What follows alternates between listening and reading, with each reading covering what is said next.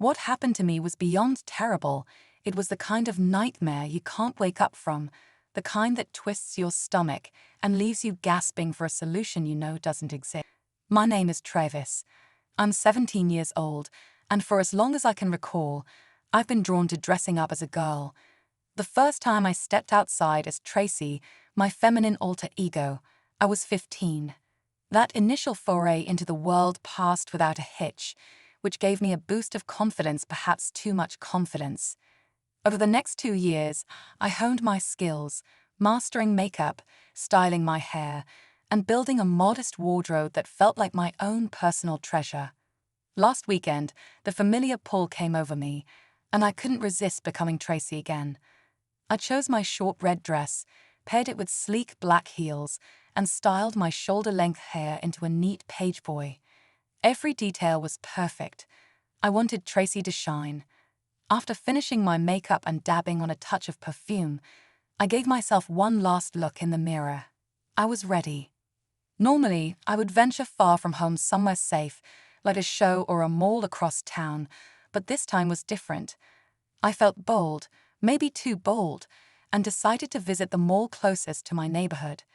At 5'6", with a fairly average build for a guy, my silhouette worked well with some help from padded panty briefs, a waist cincher, and my trusty breast forms.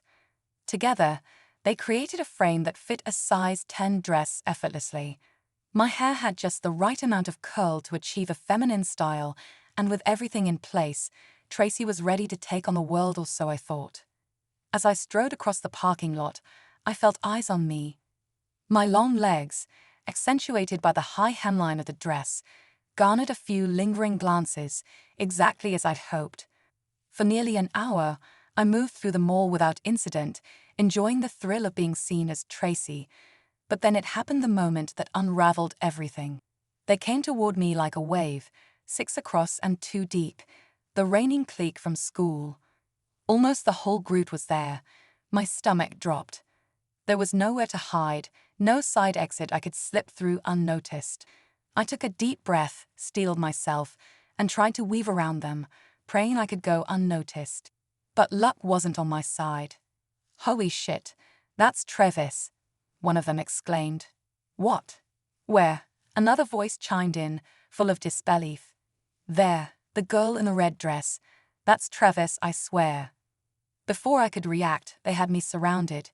It felt like the air had been sucked out of the room. Their eyes bore into me, scanning every detail like scientists examining a bizarre specimen. Then Jim, one of the leaders, confirmed it. Yes, it was me, Travis, in a dress, out in public, without a shred of plausible deniability. The insults came hard and fast, words like gay, fag, and weirdo piling on top of each other, each one sharper than the last. My face burned with shame, my mind racing for an escape. But then, unexpectedly, a voice broke through the jeers. "Shut up, all of you," said Shirley, one of the girls in their group. Without waiting for permission, she grabbed my arm and pulled me away from the crowd. "Travis, listen," she said quietly as we walked. "You look great, really, but you need to get out of here, now. I'll walk you to your car." Her words were a lifeline, and I didn't hesitate. Silent except for a murmured thanks, I let her guide me out of the mall. As I slipped into the driver's seat, the weight of what had just happened began to settle in, but for now, I was safe. I sped out of the parking lot, heart pounding, my confidence in tatters. The drive home felt like a blur of shame and dread. I knew with certainty that my future was irrevocably ruined. Once I returned to school, I would become the subject of unending ridicule, a joke whispered behind my back, a name sneered to my face, a spectacle for everyone to mock until graduation finally set me free. Tears welled in my eyes as I pulled into the driveway, but the sight of home offered a brief reprieve. It was my sanctuary, the one place where I could hide, retreat, and attempt to rebuild what was left of my fractured self. I slipped inside through the back door, my heels clicking softly on the kitchen tile as I made my way to the front foyer. Just as I set foot on the hardwood floor, my breath caught in my throat. There they were, my parents, blocking my path. Dad stood there, his expression unreadable, though the slow shake of his head spoke volumes. Mom was wide-eyed, her mouth slightly open in shock. Neither said a word. I froze, hoping against hope that I could escape unnoticed. But when I tried to step past them, my dad raised his arm, gently but firmly halting me in my tracks. "This," Mom said, her voice trembling slightly but steady enough to sting, "is something we need to talk about. I can't see any reason to delay. Can you?" The last thing I wanted was to talk. I wanted to disappear, to lock myself in my room and bury myself under the covers. My perfectly constructed feminine appearance, hair, makeup, dress remained intact, but inside, my ego was crumbling faster than I could hold it together. Despite my silent plea to be left alone, they guided me into the family room and told me to sit. I perched on the edge of the couch, feeling small and vulnerable as my parents sat across from me, their faces etched with a mix of concern and determination. The silence between us was unbearable. Finally, my mom spoke. "Travis," she began, her voice softer now, but no less firm, "seeing you dressed like this isn't exactly a surprise. We've known about it for a long time, since you were quite young, actually. And I have to say, you look lovely. Except for the mascara running down your cheeks, you make a beautiful girl. But tell us, why did you go out tonight? And why are you crying?" Her words hit me like a freight train. My sense of security, the one fragile thing I had left, was obliterated. First, my peers at the mall. Now my parents. The humiliation was unbearable. My hands shook, my chest heaved, and my throat tightened as tears streamed down my face. I tried to answer, but the words caught somewhere deep inside me. I stammered, but the floodgates opened before I could stop them. What came next was a torrent of emotion. I couldn't control, a chaotic mix of love and hate, fear and longing, joy and despair. Words tumbled out of me in a disjointed, tear-soaked confession.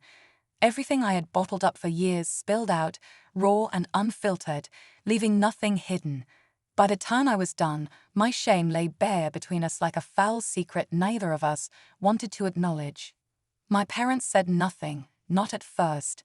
They sat quietly, absorbing everything I had blurted out, their expressions unreadable. When the silence stretched on too long, I took my cue and stood. Without waiting for a response, I went to my room, my steps heavy with humiliation and exhaustion. Inside, I stripped off the dress, heels, and every other piece of my carefully curated feminine identity. Each item, once a symbol of freedom and self-expression, now felt tainted, hated. I threw them onto the floor in a fit of self-loathing before stepping into the shower to scrub away the makeup. Yet even as I washed it off, I couldn't escape the truth of what I felt. I hated the very core of my malice, yet I was trapped in it, bound to it in a way only a surgeon's scalpel could change. By the time I crawled into bed, I was trembling again. I felt hollow, shattered. My social life at school was already over, a burning wreck I couldn't salvage. Worse, I was convinced my parents hated me too, though they hadn't explicitly said so. As the night wore on, sleep eluded me. My mind replayed the events of the evening in a cruel loop, each iteration driving the knife of humiliation deeper.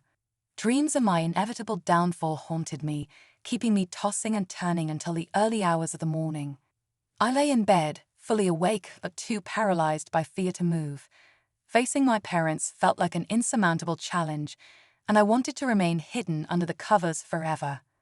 The sound of the door opening startled me, and I turned just enough to see my mother quietly step into the room.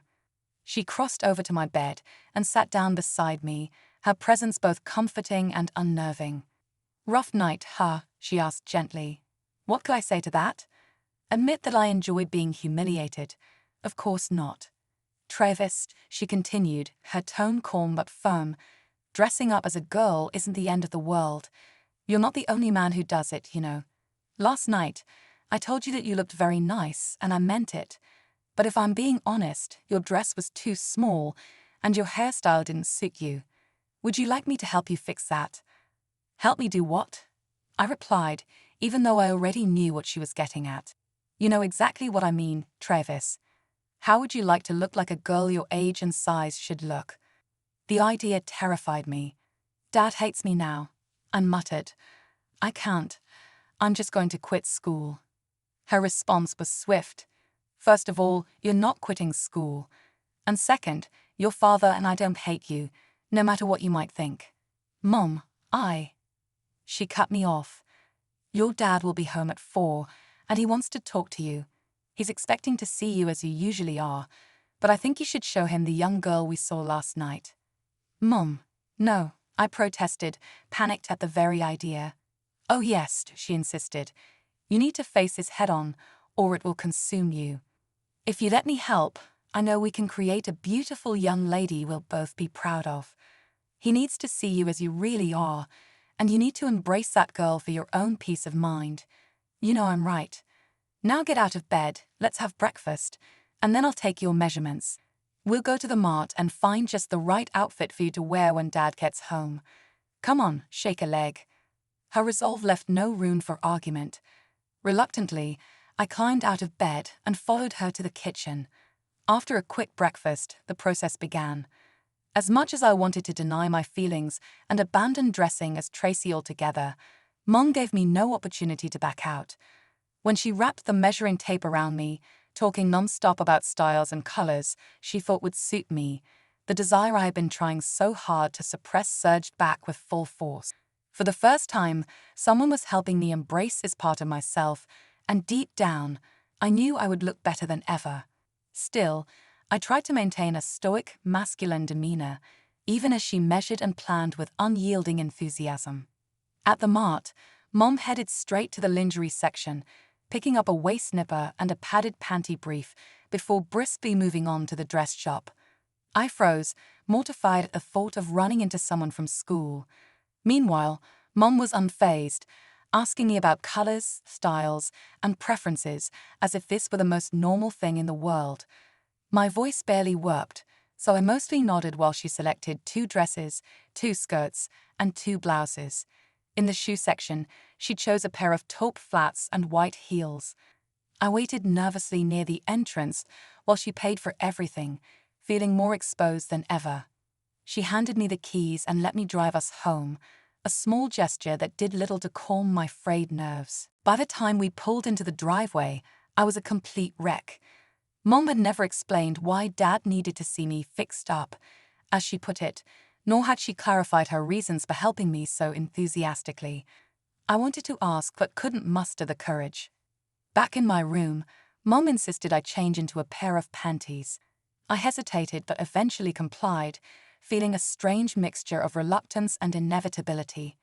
Then she led me to her bedroom and began applying makeup using my own supplies. Based on your coloring, she said matter-of-factly, this foundation is perfect for you. Here, you apply it, and I'll guide you. Her tone was casual, almost like we were simply sharing a hobby, but the weight of what was happening loomed large in my mind. For the first time, I wasn't alone in this, and that terrified and thrilled me in equal measure. I didn't ask Mom how she knew where I kept my makeup. It didn't matter now. My hands were unsteady as I dabbed the foundation onto my skin, each stroke feeling like both a betrayal and a release. Mom stood behind me, watching in silence, her presence somehow steadying me as much as it unnerved me. Slowly but surely, the familiar desire to be my most beautiful self crept back in, calming the tremor in my hands by the time I finished. Just as I reached for my eyeshadow, Mom handed me her powder and instructed me to pat it over the foundation. It'll set everything in place and take away the shine, she said. I followed her advice, brushing off the excess until my face was matte and flawless, my reflection showing no trace of the boy underneath. For your eyes, she said, start with a soft green, and layer it with this luminous taupe. Then black eyeliner on the upper lid and green pencil below. Finish with mascara. I followed her instructions carefully, the process feeling both mechanical and transformative. By the time I was done, I barely recognized myself. Back in my room, Mom handed me the padded panty brief. These will give you a little better shape, she said, though I'm not sure it's enough. It's a start. Put them on and then call me. The garment was snug, but I managed to get it on. I pulled on a pair of pantyhose next, the silky material sliding over my legs, and slipped into the new taupe flats. When I called Mom back, she dampened my hair, set a few rollers, and directed me as I put on the new bra and slipped in my makeshift breast forms. Then she helped me into a pale blue dress, zipping it up in the back. As I stood there, I could see the padded hips made a huge difference. My shape looked softer, more natural, like a girl's. Mom brushed out my hair, adding 2 small bows at the sides, and handed me blush and lipstick to finish the look. I changed into the white heels, and when I turned to the mirror, the transformation was complete. The girl staring back at me was more beautiful than I had ever dared to imagine. I couldn't help but twirl, letting the skirt swish around me, the fabric brushing against my legs. It felt so natural, so right to be this person. Mom stood beside me, watching with an unreadable expression until she finally spoke. "Now that we both fully understand how much you want to be a girl, let's have some coffee. It's time for a mother-daughter talk, don't you think?" The words struck me. Mother-daughter talk. They lingered in the air, weighty and yet freeing. My new heels clicked softly as I followed her to the kitchen, the hem of the dress brushing my thighs with every step. For the first time, I felt like I belonged at her side not as her son, but as her daughter. We poured coffee, and Mom began asking the questions I had always feared but knew were inevitable. "Do you like boys? Do you want to become a female? Why are you so ashamed?" I answered honestly, no, I hadn't thought about boys that way. Yes, I wanted to be a female one day, and I was ashamed because I was afraid of being judged, of being hurt, of not fitting in.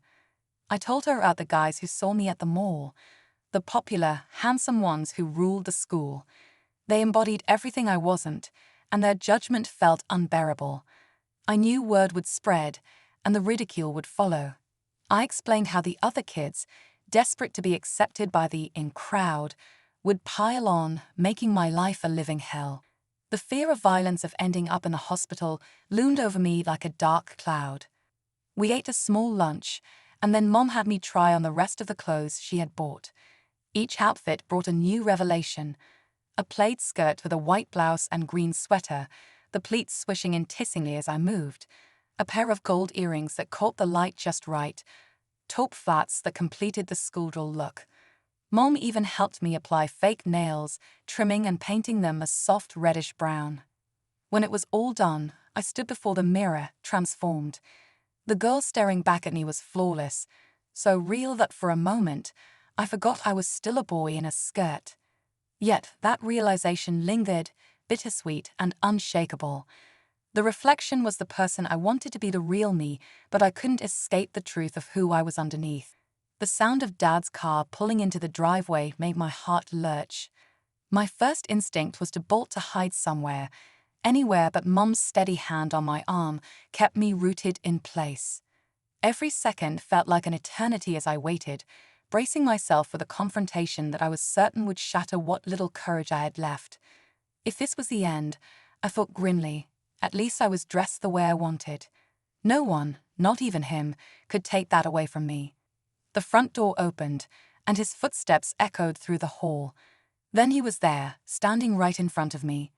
I could feel his eyes on me, taking in everything, the soft swell of my chest beneath the sweater, the pleats of the skirt brushing against my knees, the gentle sheen of nylon over my now shapely legs, all finished off with the penny loafers on my feet.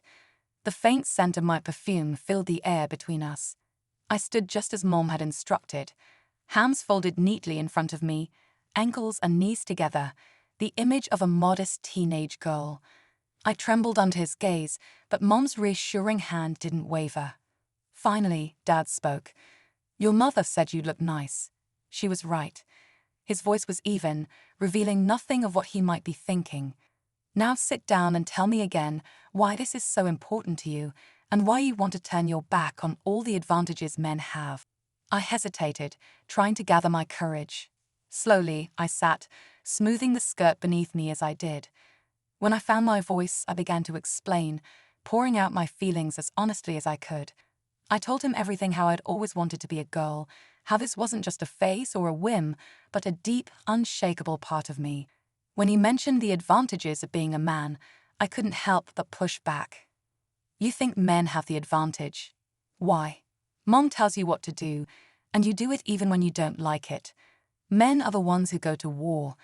Men are the ones who feel they have to drink, fight, and prove themselves. Sure, they might make more money, but women raise a family. Women have the most control over the household and, honestly, over the men too. Think about this. A dad coaches his kid from birth to play football. The kid makes it to the pros, wins an award, and what's the first thing he says on TV? "Hi, Mom." No, Dad.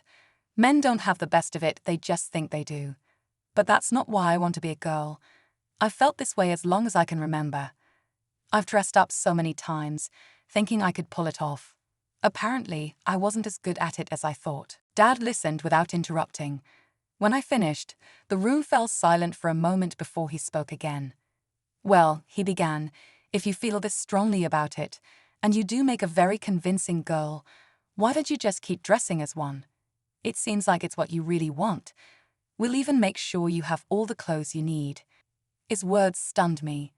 "But school," I muttered, fear bubbling to the surface again. He nodded thoughtfully. "Yes, at school too. I won't force you into anything, but think about it. After what happened at the mall, this might actually be the perfect time. If you show up as a girl, then anything they say about how you looked would have to be true. The other kids could look at you and decide for themselves. You'd have the chance to be the girl you say you want to be." He had a point, one that struck deep. I had thought the same thing before. If I faced the ridicule head-on, if I embraced who I was fully, no one could take that away from me. But I'd have to be strong. The barbs and whispers would come, not just from the students but from teachers too. Even if they didn't say anything outright, some wouldn't lift a finger to stop the harassment. Dad and I exchanged a long look. I didn't say anything, but I could tell he understood my hesitation. Then, in a sudden shift of tone, he asked, "What's for dinner? Or would you girls like to go out tonight?" "We'll go out," Mom answered before I could. "Just give us a bit to freshen up." As she led me back to my room, I realized something remarkable. For the first time, it didn't feel like a fight. It felt like I had a choice, and for once I wasn't facing it alone. Dinner with my parents, dressed as Tracy, was surreal. I felt exposed yet strangely at ease, sitting there in the same outfit I had worn when Dad first saw me. Neither of them seemed uncomfortable, and yet they hadn't asked me what name I used. As we waited for our food, I decided to tell them. "I go by Tracy," I said, my voice steady but my heart pounding. By the time we returned home, Dad had started calling me Tracy, and it felt natural, almost as if this version of me had always existed in our family. Neither of them asked what I planned to do on Monday, the day I'd have to face school again. That left me all of Sunday to decide.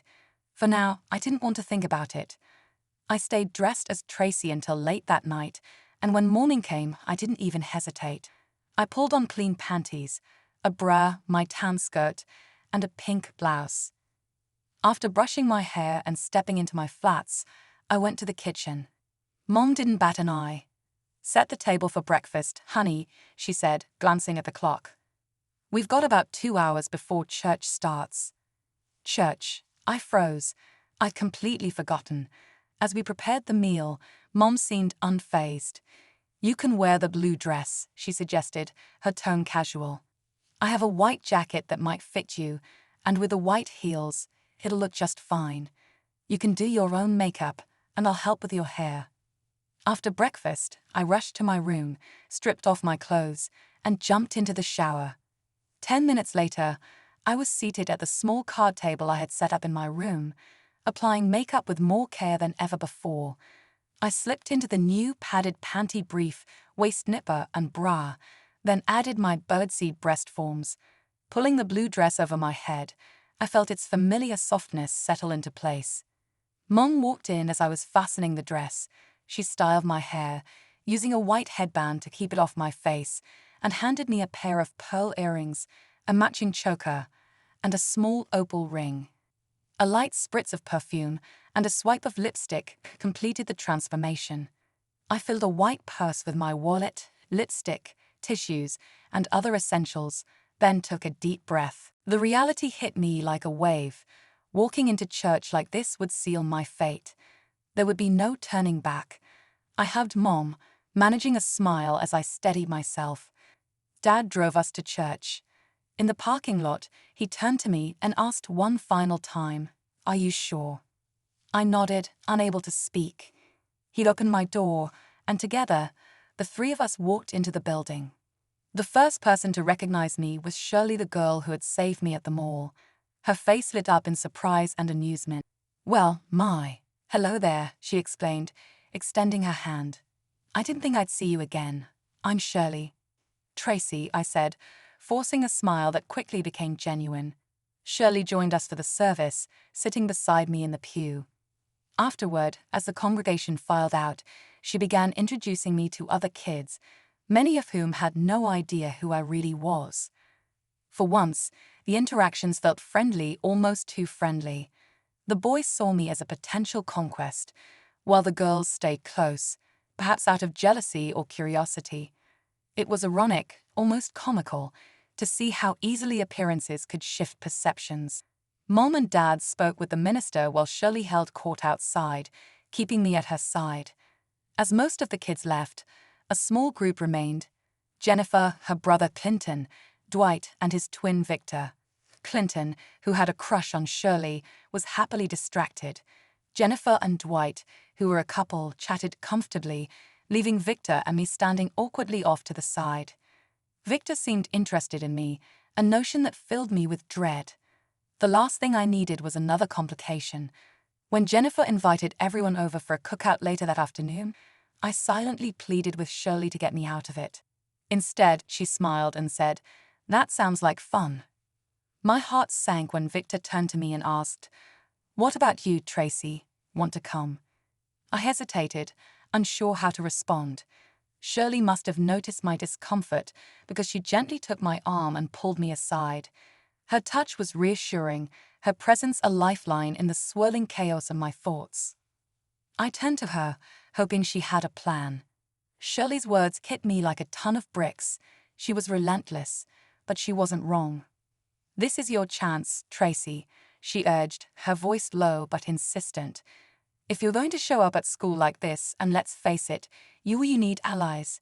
If Dwight, Clinton, and Victor accept you today, they can help shield you from some of the backlash. You can't do this alone, and you know it." "But," I faltered, my voice weak, "I never said I was going to school dressed like this."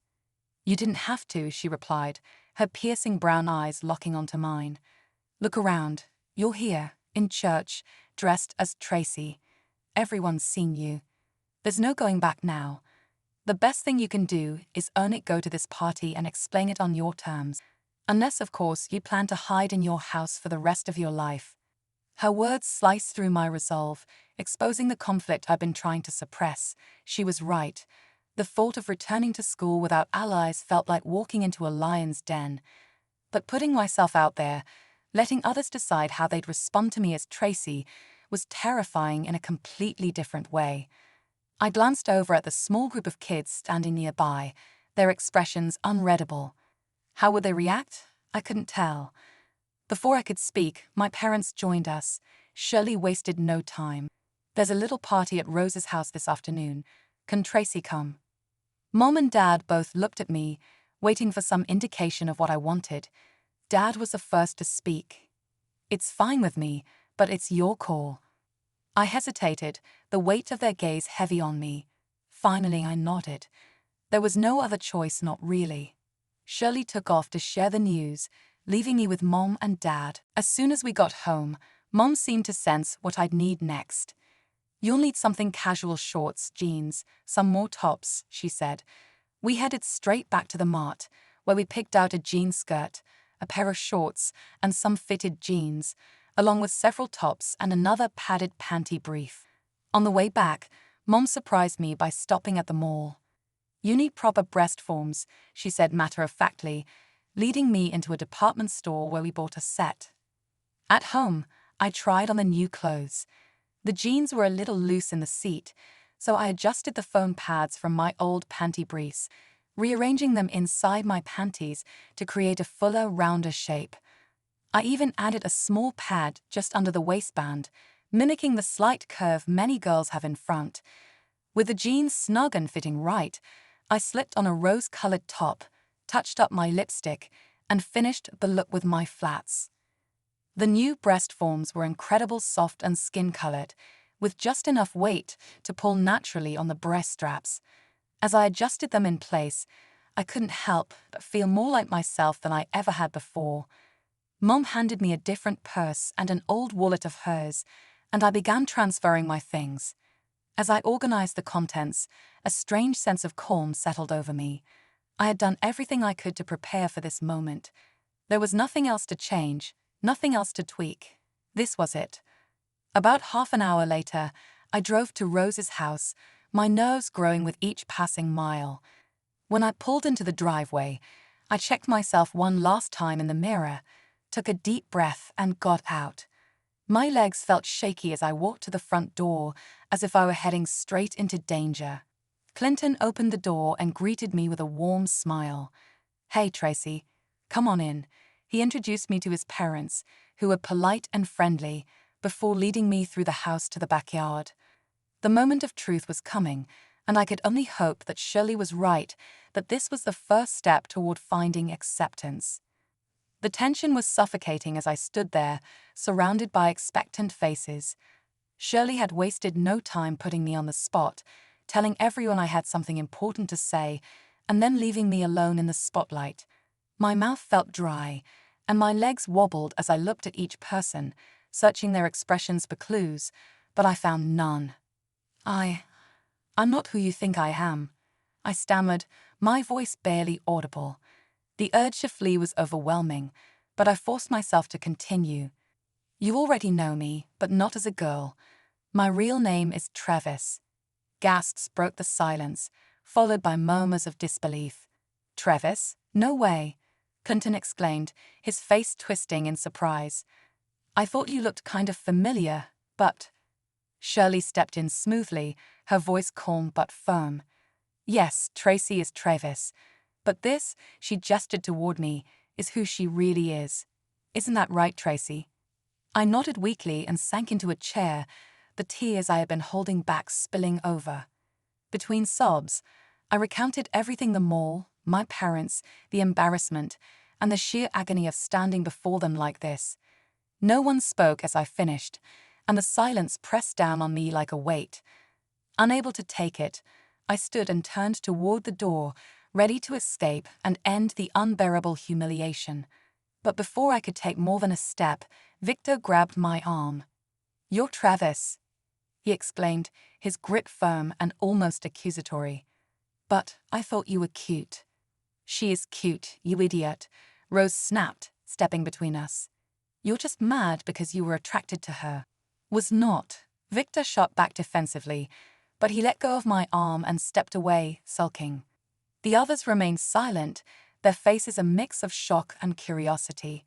It was Victor's reaction, though, that held the most animosity, and it unsettled me deeply. "She's got a cute butt," Dwight muttered, grinning in a half-hearted attempt to lighten the mood. "Oh, shut up, Dwight," Rose said sharply before turning her attention back to me. She walked over, her expression softening. "You're not going anywhere until we hear everything.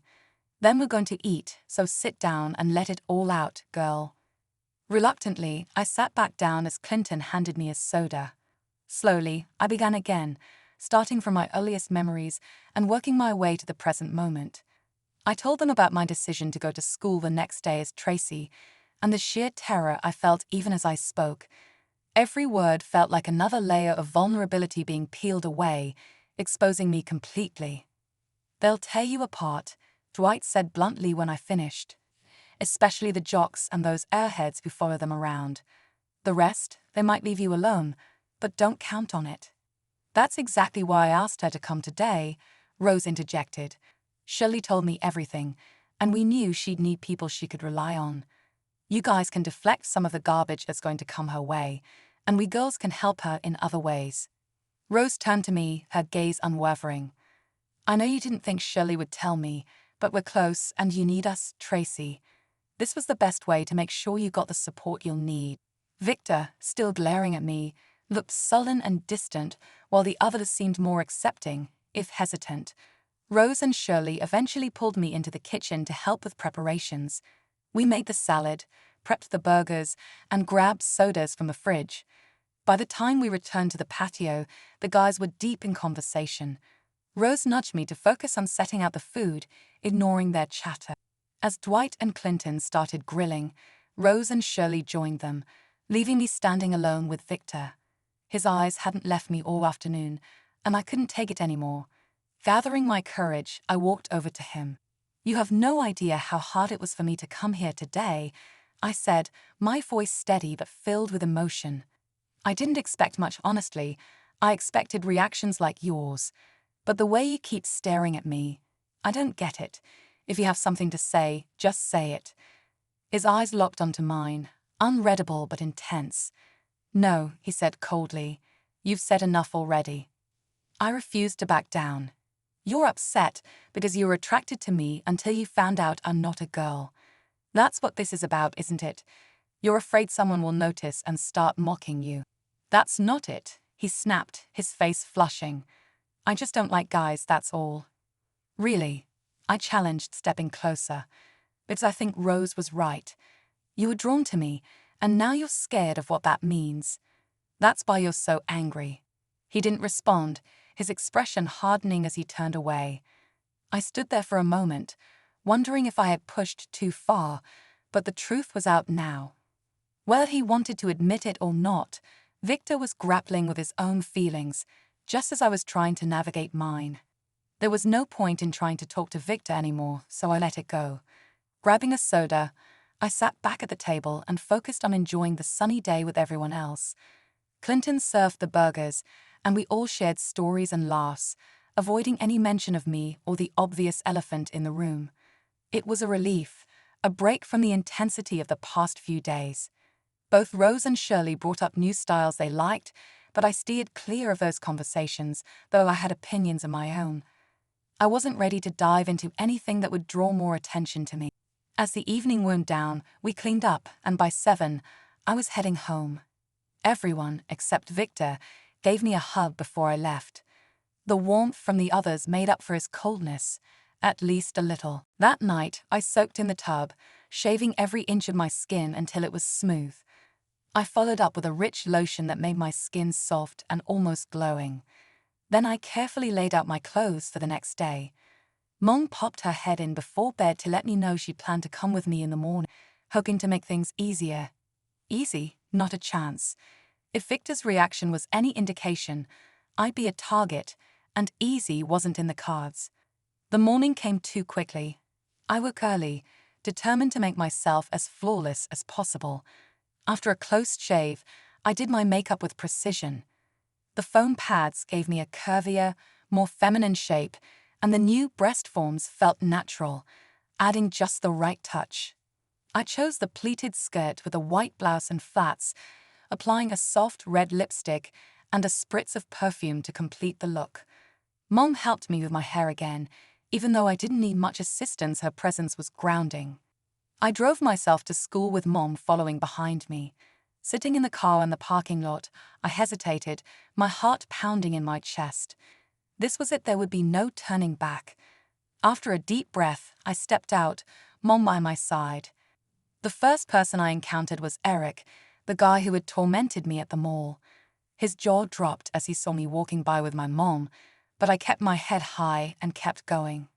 In the office, the principal surprised me with his calm response. He admitted that a similar situation had happened about 4 years ago, and he seemed supportive. He issued me a new school ID under the name Tracy, gave me notes to hand to my teachers, and sent me on my way. For the first few hours, life went on surprisingly smoothly. Most of the students assumed I was a new kid, and I flew under the radar. That changed on the way to math class when Eric cornered me. His face was twisted in a sneer as he pinned me against the wall, firing off a barrage of degrading, foul questions. He was bigger than me, stronger, and there was no escaping him. I stood there frozen until Rose, my lifeline, bolted down the hall. Moments later, she returned with 3 guys, including Victor. They yanked Eric away so hard he stumbled to the floor, but he was up in an instant, fists clenched and ready to swing. Before he could act, Victor stepped in, standing nose to nose with him. "You're pretty good at pushing little girls around, Eric," Victor said, his voice low and dangerous. "How about trying me? You want to take a shot?" Eric hesitated, his bravado faltering, but he sneered in defiance. "That's no girl," he spat. "That's Travis in a dress. I always knew he was a fag." "Well," Victor replied, his tone sharp, "I know her, and as far as I'm concerned, she's a girl. So, what's it going to be, Eric? You want to take me on, or are you all talk?" By then, a crowd had gathered, murmuring as Eric glared at Victor and me. Finally, with one last sneer, he backed off, pointing at both of us before walking away. The rest of the day passed uneventfully, though I was shaken. At lunch, I sat with Shirley and Clinton, recounting what had happened. They reassured me, insisting they'd stand by me. Their support gave me a small measure of comfort, but the fear still lingered. The next morning, my locker became ground zero for Eric's retaliation. A dildo was glued to the front, right at mouth level, and the word fag was scrawled all over it. My heart sank as I stood there, humiliation flooding through me. A crowd quickly gathered, whispering and snickering. While most of the students were either indifferent or kind, Eric's crowd made their presence known. The janitor eventually removed the dildo and scrubbed the graffiti away, but the damage was done. The story spread through the school like wildfire. Still, I held my head high, determined to face whatever came next. It wasn't easy, and I knew it wouldn't get easier, but for the first time I wasn't alone. People like Shirley, Rose, and even Victor, despite his complicated feelings, gave me hope that I could make it through. And that hope was enough to keep me going. When I walked out of school that afternoon, I wasn't prepared for what was about to happen. One of Eric's girlfriends approached me, her voice soft and apologetic, as she expressed regret for his behavior. For a fleeting moment, I believed her. Just as my guard dropped, a fist struck the side of my head, sending me sprawling to the ground. Before I could recover, a sharp, searing pain exploded in my groin as someone kicked me with full force. Agony rippled through my body, and as I lay there, gasping for air, I heard Eric's mocking laughter. His voice dripped with contempt as he called me a fag and jeered at my prone form. Bleeding from my ears, I could do nothing but lie there as Eric and his friends walked away, their cruel laughter echoing in the distance. A teacher found me minutes later and quickly called the police and EMTs. As much as I had wanted to leave certain parts of me behind, the vicious kick to my groin caused extensive damage. Even though I had tucked everything away carefully, the toe of his boot had crushed my testicles beyond repair. At the hospital, the staff undressed me, uncovering my secret. Despite the situation, they were kind and professional. The doctor explained the extent of the damage to me and my parents. Any chance of fathering children was gone, he said. It wasn't something I had wanted, but hearing it spoken aloud was still a strange and sobering moment. They repaired a laceration on my ear, stitched the wounds on my scalp, and decided to keep me overnight for observation. As I lay in the hospital bed that night, pain and humiliation gave way to anger. I was angry at myself for being so vulnerable, angry at the people who allowed this kind of hate to thrive, and furious at Eric for his ignorant, fear-driven violence. The more I thought about it, the more determined I became. Eric and his ilk were not going to win. I would go back to school as Tracy. The resolve hardened with each passing hour. The next morning, Dad arrived to take me home, bringing a skirt and blouse for me to wear. His outrage simmered beneath the surface as he explained that the police couldn't arrest Eric without more evidence. He didn't say, "I told you so," though I knew he must have been thinking it. At home, I spent the day soaking in the bath, trying to ease the pain, both physical and emotional, before falling into a fitful sleep. Despite my mother's objections, the following morning, I dressed for school again. Makeup concealed the bruises forming on my face, and I styled my hair carefully, determined to hold my head high.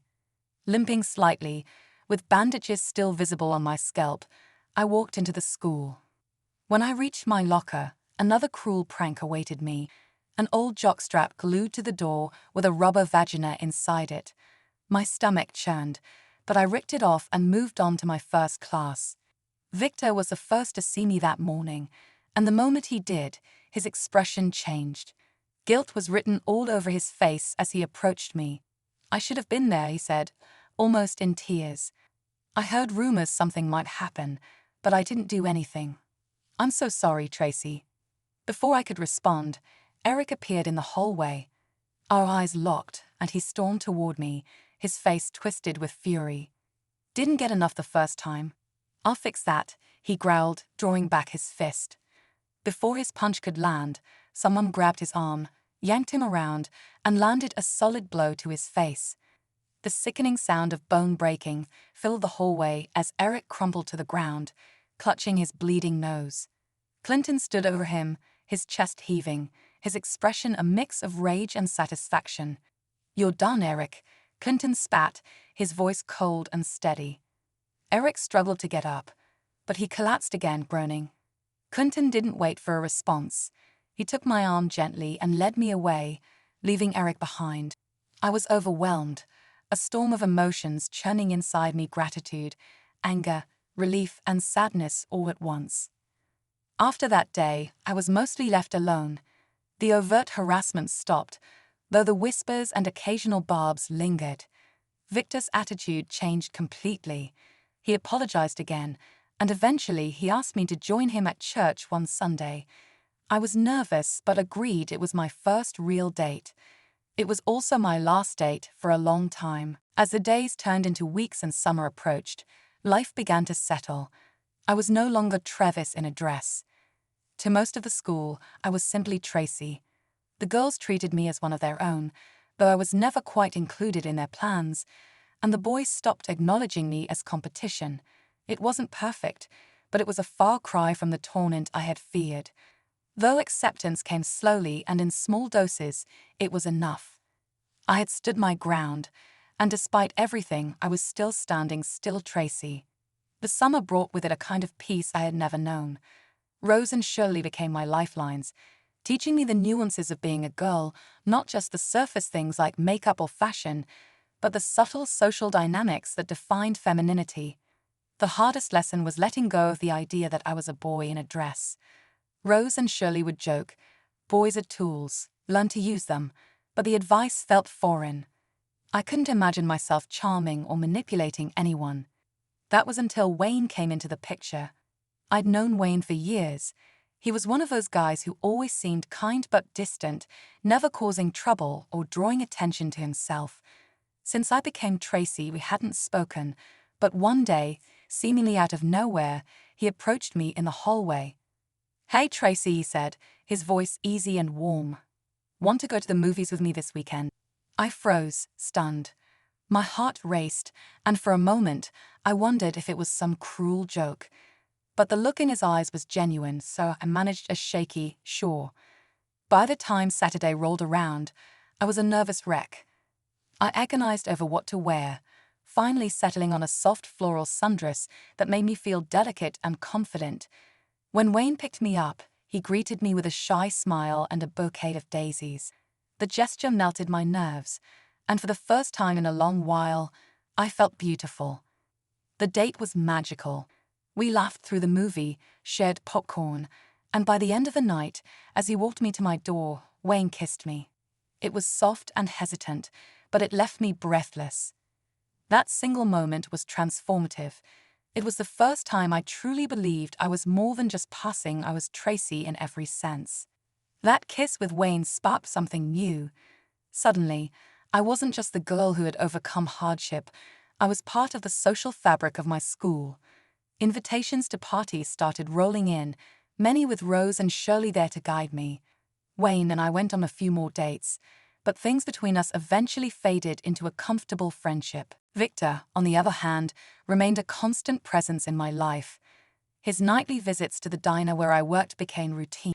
He'd show up just before closing, claiming to need a coffee, but his lingering gaze told a different story. He was still grappling with his feelings, caught between wanting to be with me and fearing what others might think. By the end of summer, something strange started happening to my body. Small breasts began to form a reality that thrilled and terrified me in equal measure. The doctor attributed it to hormonal changes brought on by the trauma and stress I had endured, combined with a genetic predisposition. Whatever the reason, the changes felt like nature's way of affirming what I had always known. I was meant to be Tracy. As school started again, I faced the familiar hallways with newfound confidence. I wasn't just surviving anymore, I was thriving. The whispers of Travis faded completely, replaced by Tracy, and with each passing day, I felt more like myself. One evening, as I closed up the diner, Victor walked in, as usual. But this time, he didn't order coffee. He sat at the counter, fidgeting with a sugar packet, before finally looking up at me. "Tracy," he started, his voice uncertain, "would you like to go out with me sometime? Like a real date?" My heart skipped a beat. I smiled, setting down the towel I was holding. "I'd like that, Victor." The relief on his face was palpable. He walked me to my car that night, his hand brushing against mine as we talked about everything and nothing. The following weeks passed in a blur of dates, stolen kisses, and quiet moments where the world seemed to fade away. Victor and I grew closer, and for the first time, I allowed myself to imagine a future where I could truly be happy. But life has a way of throwing curveballs. One evening, as Victor and I sat by the lake watching the sunset, he turned to me, his expression serious. "I have to tell you something," he said. "I've enlisted in the army. I leave in 2 months." The words hit me like a punch. My chest tightened, but I managed a nod. "Why?" "I need to figure out who I am," he said, his voice breaking. "And I need to do it without worrying about what anyone thinks. But Tracy, you've already shown me who I can be. I'm not running from you, I just need to find my own strength." Tears streamed down my face as I leaned into his shoulder. "I'll wait," I whispered. As the seasons changed, I grew stronger, surer of myself. Victor wrote letters from basic training, each one reminding me of the boy who had stood up for me when I needed it most. And though life moved on, I held on to the hope that one day he'd come back. The story didn't end with a dramatic reunion or a sweeping declaration of love. Instead, it became a tale of growth, of finding strength in the face of adversity, and of learning to love myself as much as I had learned to love others. In the end, Tracy wasn't just the girl I became, she was the person I had always been, waiting to emerge. And though the future remained uncertain, I knew one thing for sure: I was ready for whatever came next.